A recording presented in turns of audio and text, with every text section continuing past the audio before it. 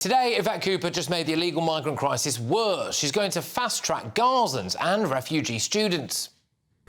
I can confirm that the Home Office has put in place systems to issue expedited visas with biometric checks conducted prior to arrival for children and their immediate accompanying family members. And we have done the same for all the Chevening scholars and are in the process of doing so now for the next group of students from Gaza who have been awarded fully funded scholarships and places at UK universities so they can start their studies in autumn this year. Well, look, the latest polling I've seen on this is from May this year, and it showed that 37% of Gazans supported Hamas and 25% supported Fatah, the Palestinian nationalist and social democratic political party, which, can I just say, I think is putting that rather mildly. But anyway, what could go wrong? Yvette Cooper also announced plans to allow refugees to work. Later this year, we will set out plans to establish a permanent framework for refugee students to come study in the UK so we can help more talented young people fleeing war and persecution to find a better future, alongside capped and managed ways for refugees to work here in the UK. I think this is absolutely insane.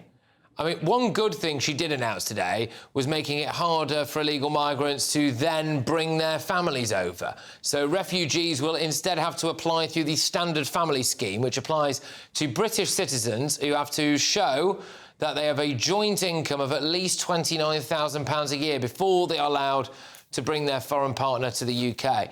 But all of this comes amid a backdrop of what we saw this weekend. Yesterday, Education Secretary Bridget Phillipson revealed the Labour government does take the view that the rights of people who have illegally entered Britain can outweigh the rights of concerned local British residents. Do you agree with what your lawyers said, or don't you? Yes, of course we do. Whoopsie. Well, we know that because, again today, it emerged that a load of asylum seekers have been given new £300,000 townhouses with ensuite bathrooms, electric vehicle charging points and underfloor heating. More on that later. It's interesting to see how those veterans in Bolton are doing, isn't it? But there are big question marks over possible heavy-handed policing towards local protesters. We saw that this weekend. The police pepper-sprayed women and children at a protest in Canary Wharf.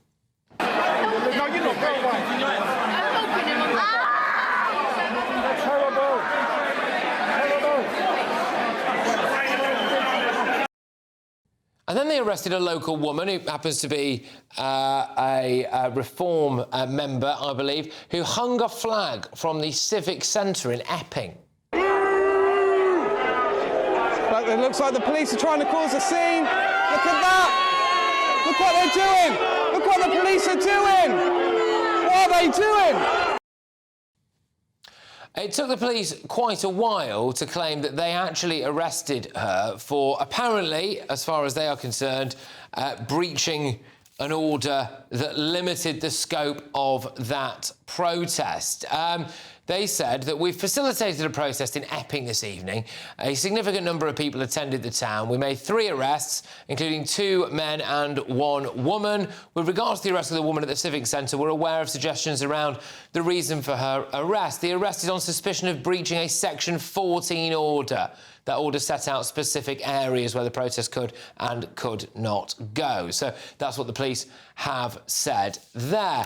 But many people are pointing out that we didn't see many arrests or see many women and children pepper sprayed when this happened.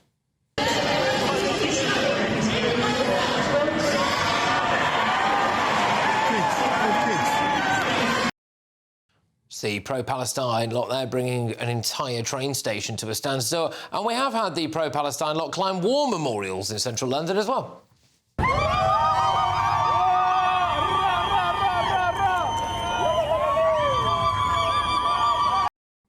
Don't know, was anyone arrested there? Not sure. This happened in broad daylight at Cambridge University.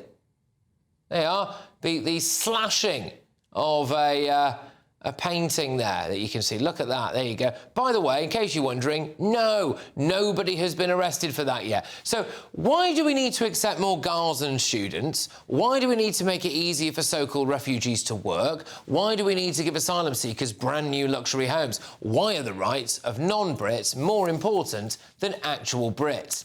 Let's get the thoughts of my panel. Daily Express columnist Carol Malone, journalist and broadcaster Benjamin Butterworth and political commentator James Price. Carol, I'll start with you on this. I mean, the big announcement today, I suppose, from the Home Secretary, as far as I could see anyway, was more Gazans and refugees having the right to work. Your thoughts on that? Yes. There was a judgment by a guy called, I think it was Hugo Norton. Benedict Norton Taylor, a classic. Hugo.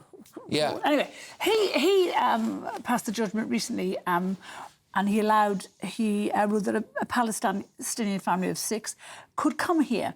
And it caused outrage because what that meant was anyone from any war conflict area could potentially come to this country. And this is happening all the time with judges in this country. We have partisan judges who are passing ludicrous, outrageous judgments. And we saw it on Friday where 3 Labour voting left-wing judges overturned the judgment of 2 weeks before. And not only did they overturn, they criticised the judge who had made it and said he'd actually made mistakes. The person who you could say made the mistake was a guy called Mr Justice Bean, who overturned it. However, that's why we're having these rights, because the British people now can see clear as day that the establishment, that the government and our judiciary don't give a stuff about what we think, we feel about immigration, how it's affecting our lives, how it's destroying communities, how the crime rate is rocketing because of it. They don't give a stuff. They have said quite clearly that migrants' rights are more important than British people's rights. That is going to reverberate around this country in the same way we've seen it today. And I fear for what's going to happen if the judiciary keeps on ignoring the will of the people over immigration. What Yvette Cooper has done today is again tickling around the edges of a problem. She should have done this months ago, where she has suspended families of illegal migrants coming into this country. She suspended it, not got rid of it. Because what that means is that people who come here illegally are allowed to bring 5, 6, 7 of their kids over within a very short period of time, when a British person who lives here, who has a foreign partner or husband, has to prove that they earn 29 million quid, 29,000 million, 29,000 well, it'd be nice to know what you're on. Between them. Quite. So not fair. But that is this a case, James, of credit where credit's due? That is a good thing from Yvette Cooper, is it not, to say that if you do come to Britain illegally, if we give you British citizenship, if you want to bring anyone over, you'll have to prove that you're earning some money. Well, what happens then, of course, if that person wants to complain under Article 3, a right to a family life in the ECHR? This is always the problem. The state that we've got into now is that whatever the government itself actually tries to do, the legal apparatus in the country can help you undo it and undermine it. Exactly as Carol says.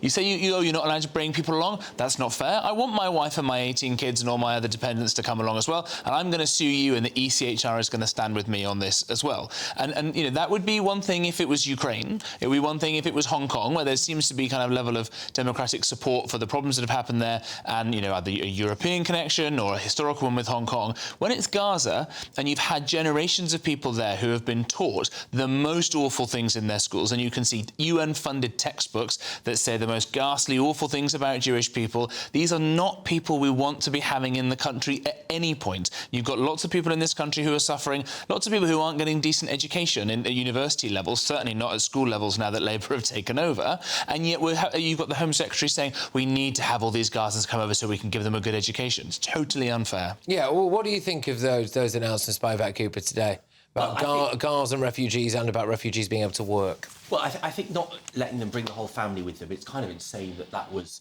the norm beforehand, and so I think it's the right thing to do. It shouldn't be the case that a refugee has an easier route than someone that's got a 35 grand a year job and is contributing. So that seems like it was an unfairness that's being fixed. I don't think it's OK to say that no one from Gaza should come here. We're not talking about taking refugees from Gaza carte blanche, and I don't think we should, because there are serious problems. What happens if you set a president and you let... But this example is about people who've got into British universities. Some of those people presumably have scholarships. So these must be very capable, talented people that have earned their place in this country. Could you see the potential for that to be abused? Well, I mean, I suppose the question is where you draw the bar of it being good enough, but being good enough to qualify. But I think it would be totally wrong to say that there is one place on earth where people aren't allowed to come to our universities. You know, what would be the difference of Libya or parts of Egypt, you know, where they have very similar attitudes, right? A very good idea. Let us ban them both as well. But so I don't think it's wrong. And I also, you know, it doesn't entirely sit well when you see them getting those homes and British people are struggling. Well, yeah. However, There's an understatement. I really hate what this debate has become. This sort of racially charged xenophobic attitude that has taken over in recent months. We have a proud record of helping people struggling from around the world, yes, and we should pay for refugees. We have a proud record of helping people who are fleeing war and persecution. The people coming on the boats every day are not fleeing war and persecution. You don't know that. Yes, I do. Why would they get refugee status if they're not? Well, because the government can't deal with the amount of refugees that's coming. But what I didn't know was, and Jack Straw, the ex-Labour Home Secretary, has said the other day clearly that the ECHR, we do not have to obey their rulings. He said quite clearly that the law says we have to take heed of them, but we are not governed by them. We can ignore them if we want to. Also, the Human Rights Act can be changed so that we don't have to take any notice of the ECHR. So why are we letting these people come in day after day after day when we literally don't have to? James, what did you make of some of the police tactics that we saw over the weekend there? It's quite concerned. I mean, it came off the back of Bridget Phillipson saying that, well, basically acknowledging that the government stood by their legal advice, which did say, really, as far as I could tell, that essentially the rights of asylum seekers or illegal immigrants outweighed, in certain cases, the rights of locals. You then saw quite heavy-handed police tactics, really, at 2 protests over the weekend.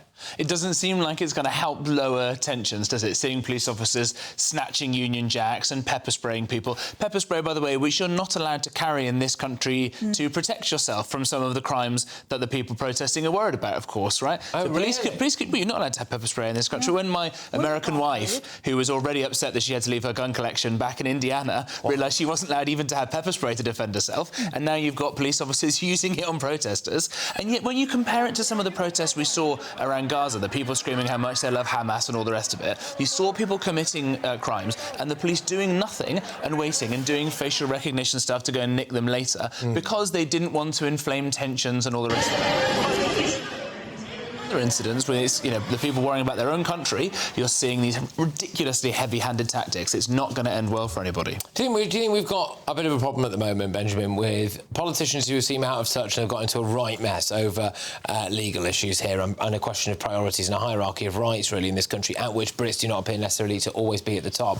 And also the police, not necessarily dealing with these protests particularly well as well, creating a bit of a powder keg.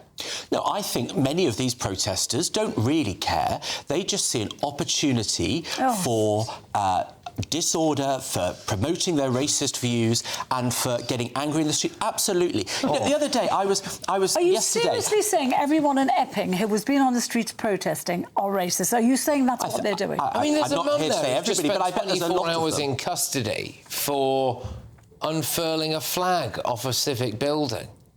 But look, these people don't care about this country. I mean, they've been going round ruining town centres by spray painting red crosses on everything, costing us all money. These people, you're probably in favour of Just Stop Oil doing it. These people, Palestine Action or whatever they were called before that.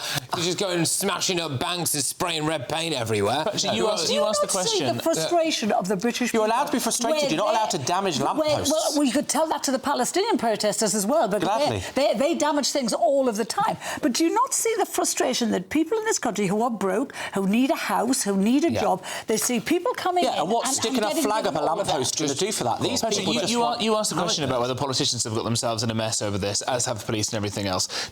We seem to have this idea that we have a separation of powers in Britain, that they do in America. We don't, because we didn't have to fib about George III. Parliament is sovereign. Parliament can do what it wants. We don't like the laws, and we don't. Parliament can and should change them. It could get rid of all of this nonsense. It could overrule all the ECHR stuff if it wanted to. The people we should be most angry at are the Labour government, the Labour MPs, who don't seem to want to do any of this stuff, and they seem to want to let the ECHR and judges go and litigate all of this stuff for them. The government you were in didn't do any of these things. Yeah, but it's fair point. It did plenty of things they could have done more. Fair point. They had plans in place to deal with it, which the Labour 14 Party years. scrapped. Oh, all right, we've got to go. And the reason why I want to go is because actually I've got a bumper segment. We did touch there on those £300,000 homes for asylum seekers, and I thought the compare and contrast there was with those veterans who are being evicted in Bolton. I'm very pleased to say I've got a couple of them on shortly.